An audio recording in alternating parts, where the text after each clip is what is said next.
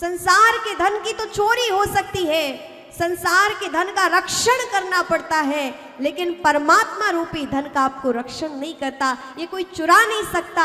इस धन को तो आपने यदि अर्जित किया है तो ये धन केवल और केवल आपका ही है।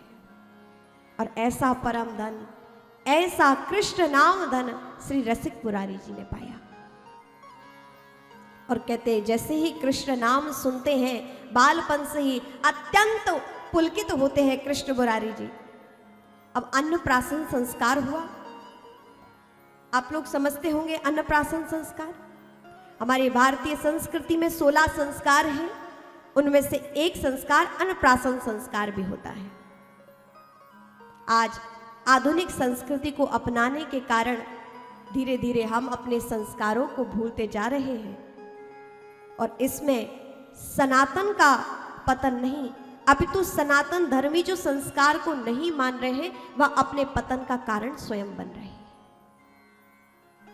क्योंकि जो अपनी जड़ों से दूर हो जाए, भला वो कैसे पल्लवित हो सकता है, कैसे सुभाषित हो सकता है, कैसे उन्नत हो सकता है।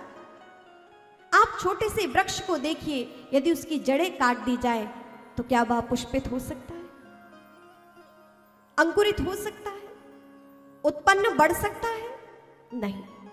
ठीक उसी प्रकार मनुष्य भी यदि अपनी संस्कृति से दूर हो जाए, अपनी परंपराओं से दूर हो जाए, अपनी जड़ों से दूर हो जाए, तो कभी भी वह उत्थान को प्राप्त नहीं कर सकता। उसका उत्थान तो तभी होगा जब वह अपनी जड़ों से जुड़ा रहेगा। और हम सनातन धर्मी यदि अपने इन संस्कारों को, अपनी गुरु आज्ञा में रहकर इन संस्कारों का पालन नहीं करेंगे तो कहीं ना कहीं हम अपने पतन का रास्ता स्वयं के लिए स्वयं खोद रहे हैं। आधुनिक संस्कृति सदैव अंधकार की ओर ले जाने वाली है, और हमारी प्रकाशमान, हमारी दिव्य संस्कृति हमें सदैव दिव्यता की ओर ले जाने वाली है। यहां पर इन समस्त संस्कारों का अनुपालन करते इनके माता पिता, और अन्नप्राशन संस्कार हुआ है। कहते अन्नप्राशन संस्कार कैसे? कई प्रकार की वस्तुएं होती हैं, उनको रख दिया जाता है, जैसे फल, मिठाई इत्यादि भोज्य पदार्थ सब रखे जाते हैं, और बालक को छोड़ दिया जाता है। अब उसकी परीक्षा होती कि बालक किन वस्तुओं को ग्रहण करता है, उसका आकर्षण किस ओर है। अन्न आदि जितनी भी वस्तुएं हैं रखी जाती हैं, और फिर वह चयन करता है, यानी जिस ओर उसकी प्रवृत्ति है वो जहां भी जाता है, इससे उसकी प्रवृत्ति का, प्रकृति का पता किया जाता है। तो अन्नप्राशन संस्कार, पहली बार वह अन्न खाता है, पहली बार उसके मुख में कुछ दिया जाता है। कई प्रकार से अन्नप्राशन संस्कार, अलग अलग विधि विधान, लेकिन मूल में उसकी प्रकृति का जानकारी करनी कि उसका स्वभाव कैसा होगा। कहते हैं ना, कई बार पूत के लक्षण पालने में ही दिख जाते हैं।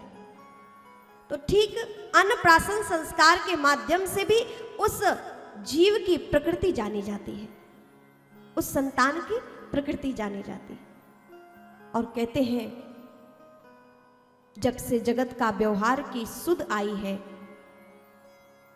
रसिक मुरारी जी को उनके मन में उनके माता पिता के गर्भस्थ संस्कार भगवान नाम पड़ा हुआ था, और जो ही उनके माता पिता ने कई सारी वस्तुओं को समक्ष रखा, और कहते खाने का सामग्री रखी, भोज्य पदार्थ रखे, बालकों को खेलने के लिए आकर्षित करने के लिए कुछ खिलौने आदि रखे, और एक गुरुदेव की चरण पादुकाएं भी रखी। अभाव देखिए, रसिक मुरारी जी के समक्ष सारी वस्तुएं हैं, और बालक का स्वभाव होता है खिलौनों की ओर आकर्षित होना या किसी प्रिय खाद्य सामग्री की ओर आकर्षित होना। लेकिन रसिक मुरारी जी ने ना ही कोई सामग्री को स्पर्श किया, ना ही खिलौनों को, वस्तुओं को स्पर्श किया, उन्होंने जाकर गुरुदेव की चरण पादुका का स्पर्श किया।